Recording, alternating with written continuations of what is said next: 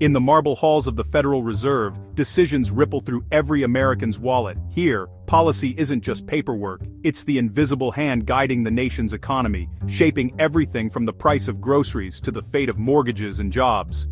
But today, the Fed is at the center of a political firestorm, its independence tested like never before. The world's eyes are fixed on Washington, where headlines and heated debates fill the air. At the heart of the storm stands Lisa Cook, a governor of the Federal Reserve, and a historic figure. As the first black woman to serve on the board, her presence alone marks a turning point in the institution's history. On January 22, 2026, her job hangs in the balance. Her fate now, before the Supreme Court. The stakes are enormous, not just for Cook, but for the very structure of American democracy. The conflict began in late summer 2025, when President Donald Trump announced his intent to fire Governor Cook. The announcement sent shockwaves through the financial and political worlds. He accused her of misrepresenting information on old mortgage applications, allegations that dated back years, long before her time at the Fed. Critics called the charges politically motivated, while supporters of the president demanded accountability. No president had ever tried to remove a Fed governor before. The move shattered decades of precedent, raising fears about the politicization of the central bank. The news sent shockwaves through Washington and Wall Street, raising urgent questions about the Fed's independence. Investors, lawmakers, and ordinary Americans wondered, could the central bank still act without fear or favor? Cook denied the allegations and refused to resign. She stood firm, insisting on her integrity and her right to serve out her term. She sued the president, arguing her removal was unlawful and a threat to the Fed's autonomy. Her legal team warned that if the president could fire a governor at will, the Fed's independence would be fatally compromised. The legal battle raced from district court to appeals court, and now to the Supreme Court. Each step brought new arguments, new headlines, and growing public anxiety. The nation waits for a decision that could redefine presidential power and the Fed's independence. The outcome could set a precedent for generations.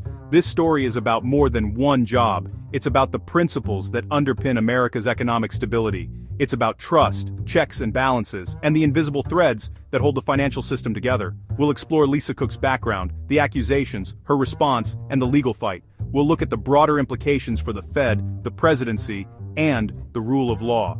And we'll consider what's truly at stake for the future of the Federal Reserve. The outcome of this case could shape how America's central bank operates for decades. The outcome will echo for years to come, influencing not just policy, but the very fabric of American democracy and economic life.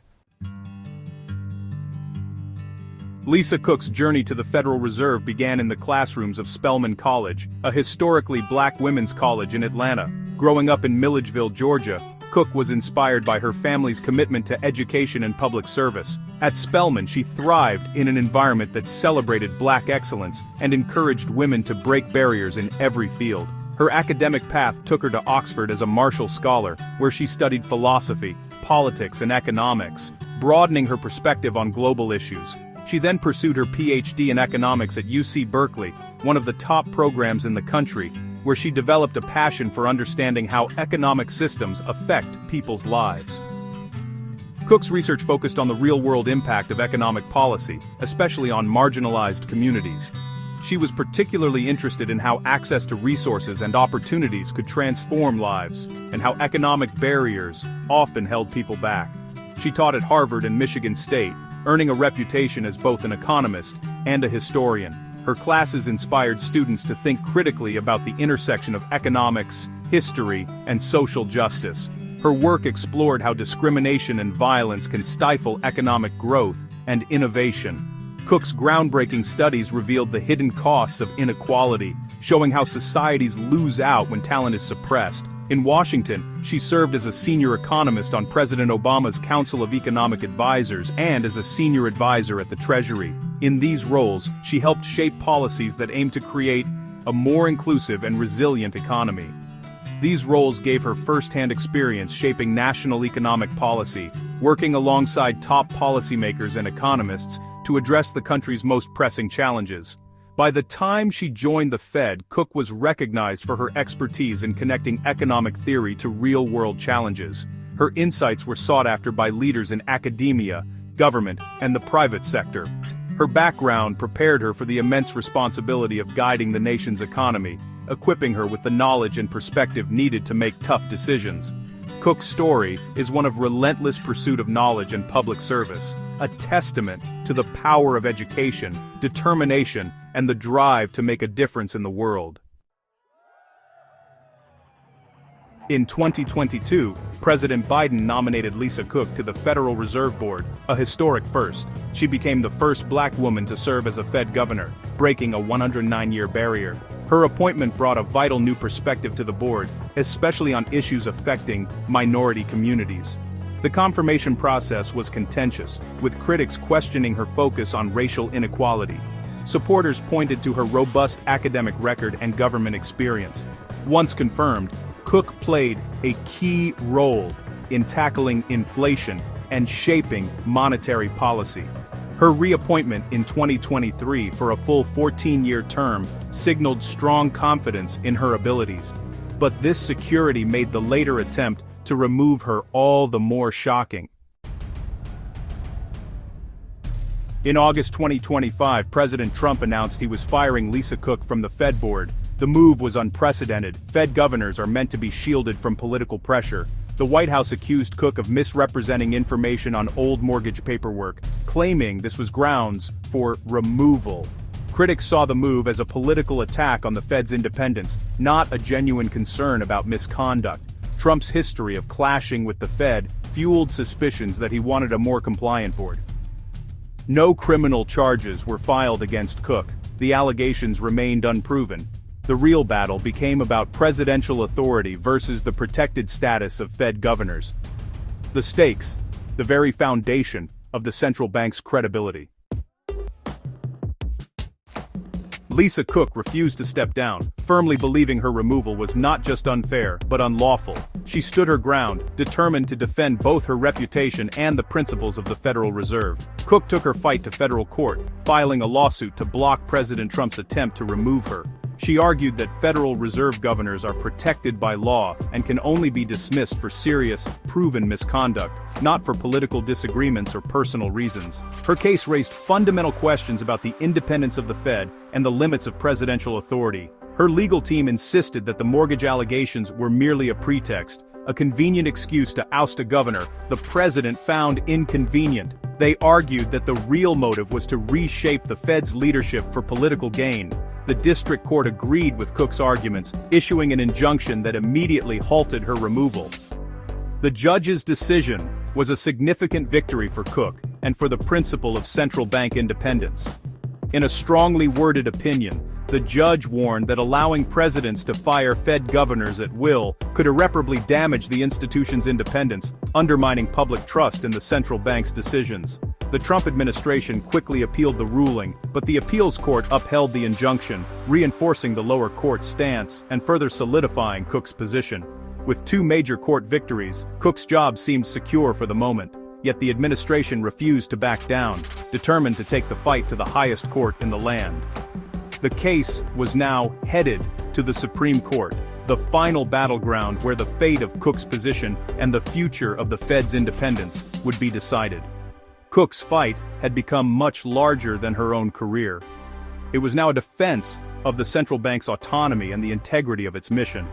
The outcome of this case would set a powerful precedent, defining the limits of presidential power over independent agencies for years to come. This legal battle was about far more than a single job.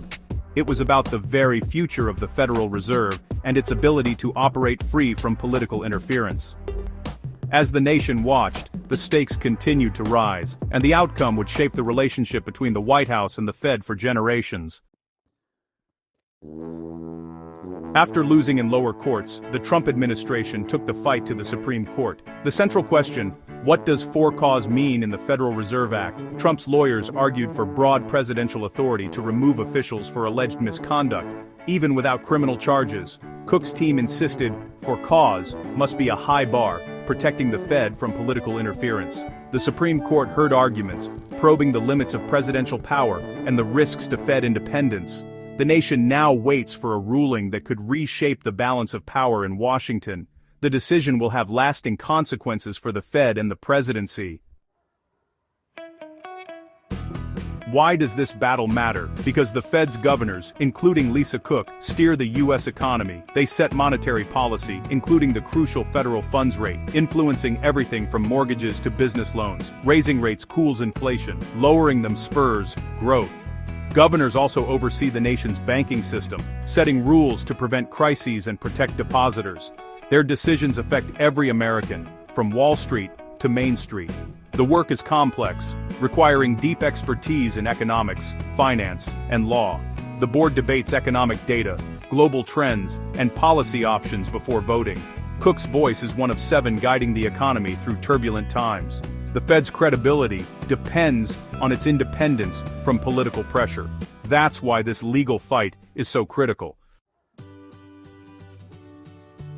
Lisa Cook's expertise sets her apart on the Fed board. Her research links social factors like discrimination and violence to economic growth, showing how inequality can stifle innovation. She's demonstrated that racial violence historically reduced patent filings by Black inventors, costing the economy dearly. Cook brings this broader perspective to Fed debates, highlighting barriers to employment and growth that others might miss. Her international experience and language skills add a global dimension to her analysis. In a world where global events impact the U.S. economy, this is invaluable. Cook's unique blend of economics and history enriches the Fed's decision-making. Her presence strengthens the board's ability to navigate a complex world.